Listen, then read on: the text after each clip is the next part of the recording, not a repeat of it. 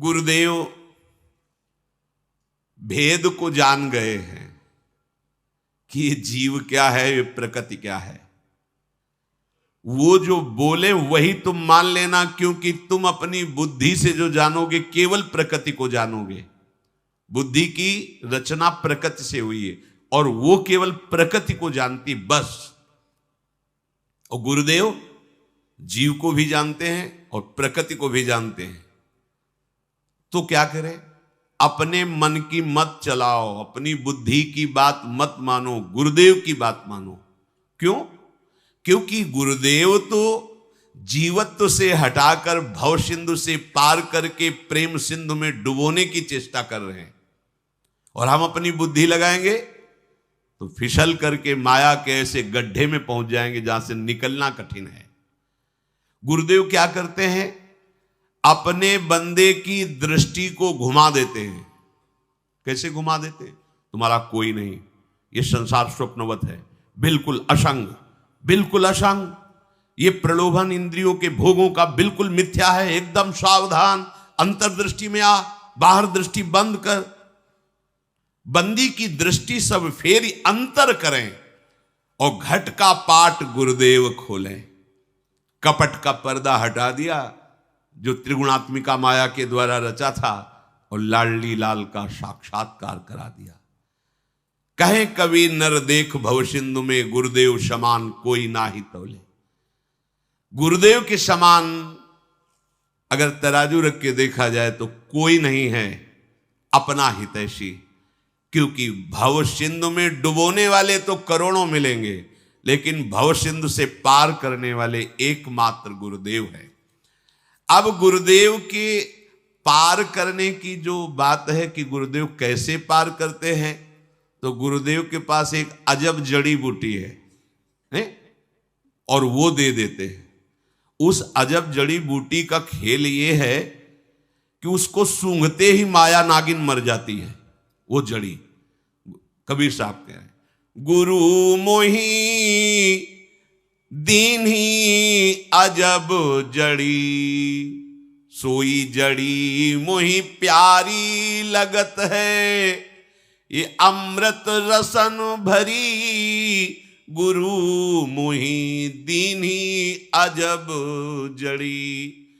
काया नगर अजब एक बंगला, तामे गुप्त धरी, पांचों नाग पचीसो नागिन, सूंघत तुरत मरी, गुरु मोही दीन्ही अजब जड़ी। या कारे ने सब जग खायो, पर ये सतगुरु देख डरी। कहे कबीर सुनो भाई साधो, ले परिवार तरी, गुरु मोही दीन्ही अजब जड़ी। गुरुदेव ने मुझे अद्भुत नाम सुकृत धन अपनी जीवन, गुरुदेव का जीवन क्या है? नाम और मंत्र। गुरुदेव, अरे बोले गुरुदेव ने क्या दिया? अपना जीवन दे दिया तुम्हें। नाम मंत्र इससे बढ़कर नहीं। तुम तो सेव संतरा रुपया पैसा, गुरु ने अपना जीवन दे दिया। जिस जीवन में जी रहे, जिस जीवन की महामहिमा है, वो आपको दे दिया। अब आप उसको ना समझे, ये आपकी मूढ़ता है। पाए रतन चिन्हो नहीं। तो श्री कबीर साहब कह रहे हैं कि गुरु ने मोहि दीनी अजब जड़ी, अब सोई जड़ी मोहि प्यारी लागत। ये जो गुरु जी ने मुझे औषधि दी ना, भव रोग की अचूक औषधि, नाम, जड़ी माने होते औषधि, नाम। बोले अमृत रसन भरी, इसमें रस भरा हुआ है। क्या? राधा नाम सुधा रसम रसितुम। सुधा माने अमृत। कौन सा रस भरा है?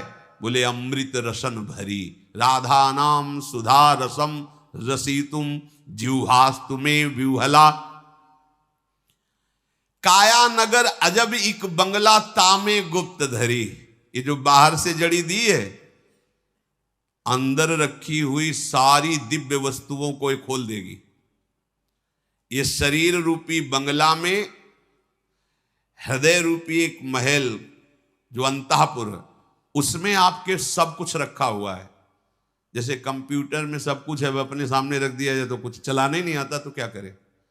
और अगर चलाना आता है, सर्च करना आता है, सब कुछ जो चाहो जैसे चाहो, तुम्हारा रखा हुआ न रखा हुआ, या विश्व का गूगल क्या कहते, हाँ गूगल, उसमें सर्च करो सब आ जाए। अब सर्च ही करना नहीं आता, अपने लोगों के पास जैसे रखा हो, किसी काम का नहीं, क्या काम का, हमें कुछ आता ही नहीं उसमें तो क्या करें। ऐसे ही अध्यात्म का सर्च करने का ज्ञान नाम से प्रकट होता है।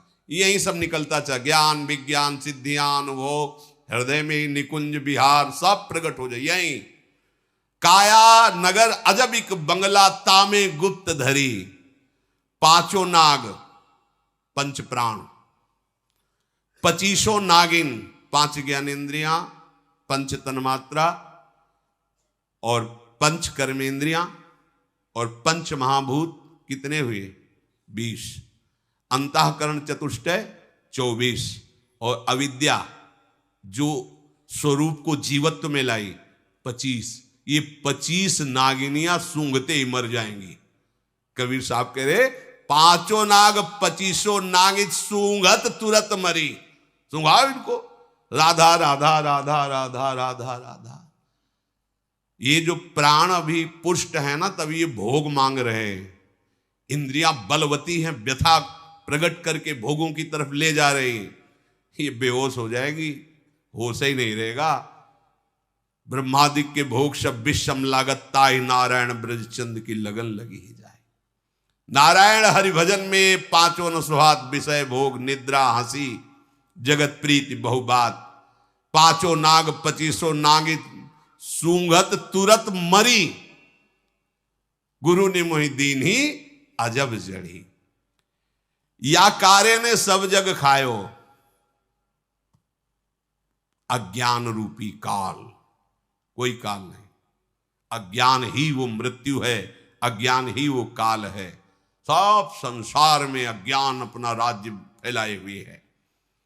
पर सदगुरु देख डरी,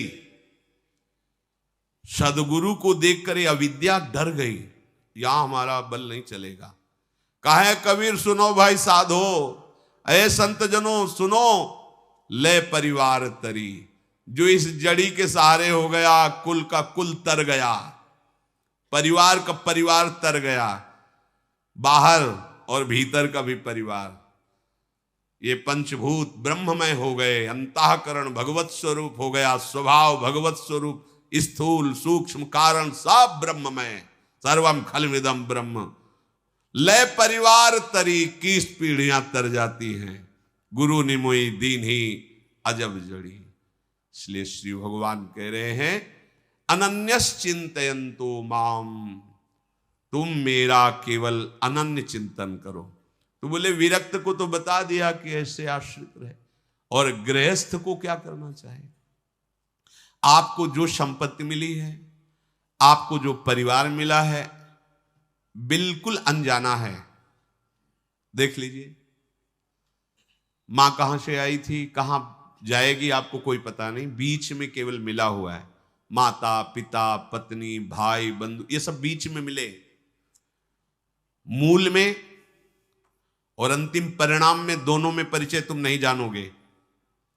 ये जो बीच में तुम्हें मिला हुआ है, इसका सदुपयोग कर दो। इस पे अहंकार मत करो, मैं धनी हूं, मैं इतना परिवार का इतना मालिक हूं, ऐसा ऐसा। ये अहंकार ही नाशकारक है। गृहस्थ के तरने के लिए सरल उपाय है, नाम जप करो और अंदर से भाव रखो, नाथ सकल संपदा तुम्हारी, मैं सेवक समेत सुतनारी। और जितना बन सके अपने कर्तव्य के पालन पर दृष्टि रखो, दूसरे के कर्तव्य पर नहीं। जैसे मानो आप पति हैं, तो आपको यदि अहंकार है पति होने का, तो आप पत्नी से उसके कर्तव्य का पालन कराना चाहेंगे। अरे हम तुम्हारे पति, तुम्हारा एक कर्तव्य, तो तुम्हारा क्या कर्तव्य उसके प्रति बनता है, कभी सोचा। हम पिता हैं, तुम पुत्र हो, तुम्हारा कर्तव्य क्या है। सारे के सारे झगड़े इसी बात में होते हैं कि तुम्हारा कर्तव्य हमारे लिए क्या, क्योंकि वो सुख चाहता है। काम बिगड़ जाएगा। अगर तुम अपना काम बनाना चाहते हो तो सिर्फ अपने कर्तव्य का ध्यान करो। तुम पिता हो, पुत्र की प्रति तुम्हारा क्या कर्तव्य, तुम भाई हो, तुम्हारा बहन के प्रति क्या कर्तव्य है, तुम पति हो, तुम्हारा पत्नी के प्रति क्या कर्तव्य है, तुम एक ग्रामवासी हो, तुम्हारे ग्राम के प्रति क्या कर्तव्य है, तुम एक देशवासी हो, देश के प्रति क्या कर्तव्य है, तुम विश्वात्मा भगवान के जन हो तो विश्व के प्रति क्या कर्तव्य है। अगर ऐसा तुम याद रखोगे तो तुम गृहस्थ होते हुए भी महात्मा हो और निश्चित तुम्हें भगवत प्राप्ति होगी।